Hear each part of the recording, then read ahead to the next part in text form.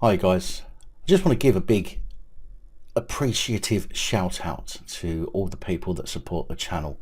Now, I'm going to do this on every video today before the intro, okay, just a few seconds or so, just to say a massive thank you to everybody who supports the channel. The people who support through Patreon, the people who support through channel memberships. Your support is massively important and it ensures that I can continue putting out videos on this channel. For the rest of you who are unable to support in that way, continue helping us out by commenting, getting involved in the conversation, sharing the videos and becoming part of the core community on the channel. Because without the community, this channel would literally be nothing. So I just want to give a massive thank you and shout out to everybody who supports the channel in whichever way you do, but specifically to these guys scrolling across the top here, because your support really does ensure I can continue doing the work that I do for you guys. Thank you.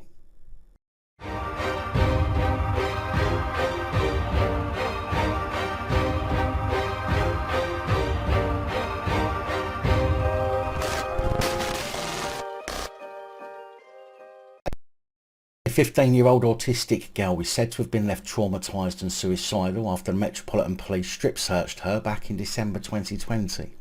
Speaking to the British propagandist media, the BBC, on Radio 4's File on 4, the girl's mother, who, to protect her identity, has been called Lisa, said that officers searched Olivia and her friends at the scene and the group were arrested in December 2020. Lisa said she told officers on the phone that her daughter had autism and learning difficulties and had been self-harming. The girl herself, who's been called Olivia to help hide her identity, is said to have been held in custody for more than 20 hours before being found in possession of a sharpened stick and a small blade, which Lisa said was for self-harming. However, upon the discovery of the items, police are said to have forcibly strip-searched the girl by being handcuffed and having an intimate search carried out in the presence of male officers. Lisa said that Olivia had her underwear cut off and was on her period at the time. Lisa told the BBC that the experience had a devastating impact on her daughter's mental health, adding, "She spent a lot of time in her room and she continued to self-harm in secret. And then a few weeks later, she attempted suicide."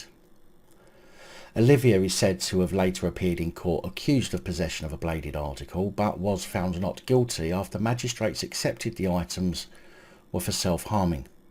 Her family are now bringing a civil case against the Metropolitan Police, represented by Gail Hadfield grainger. A spokesman for the Metropolitan Police said, "We have received a complaint from the girl's mother, which is currently under investigation. We have also received notification of a potential civil claim and therefore are unable to comment further at this stage."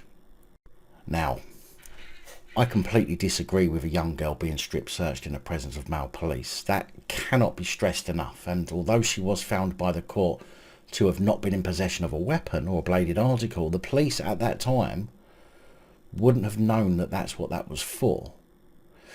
And don't take this as me getting soft on the police. If my child had been taken into custody and was found to have a weapon on them, or what was believed to have been a weapon, a blade of some description, the police have a duty of care to prevent them from harming themselves. Being honest, they generally don't care, but that is the policy, and so based on that, they must ensure the detainees are unable to harm themselves. So I'm not knocking the fact that they had to search her, but let's be honest. She should not have been found later with the items. They should have been found during the search before she was put in a cell. And so there is a failure to conduct a thorough search in the first place.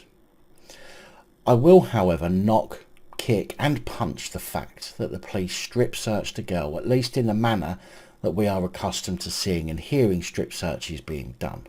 For a child, autistic or not, anything such as a strip search is an incredibly traumatic experience, even to an adult.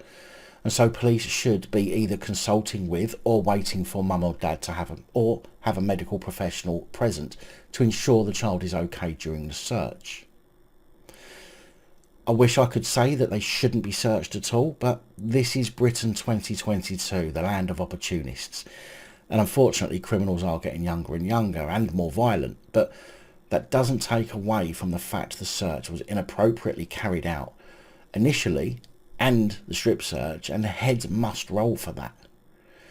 We also must take into account that the girl is said to have been menstruating at the time. Again, in the presence of male police? No. But should it prevent a search taking place if something's found on them? I can't say that it should prevent the search going ahead. However, the police, or had the police done their job correctly the first time, as in when she arrived in custody, then this wouldn't have happened, and goes to show the lax attitude police have towards detainee safety.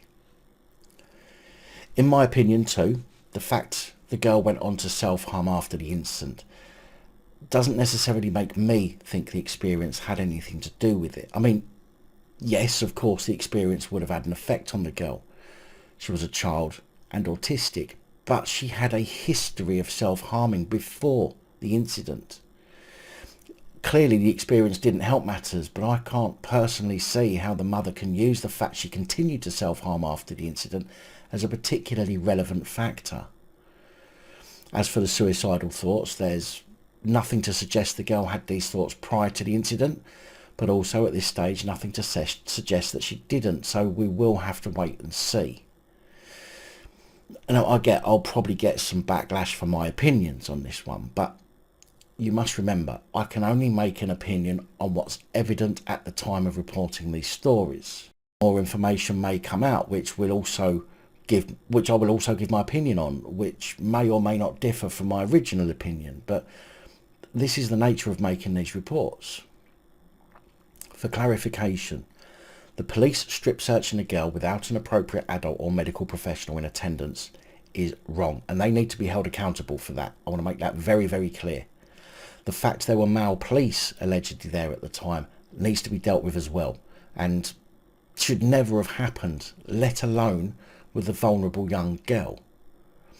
And in fact, the police could have simply placed her in one of those observation rooms in custody area with the full perspex door so they can keep an eye on her at all times, rather than strip search her, or until an appropriate adult was able to attend. But either way, there is a duty of care to ensure the detainee hasn't anything else on them that can be used to harm them, whether it's a suicide attempt or self-harm.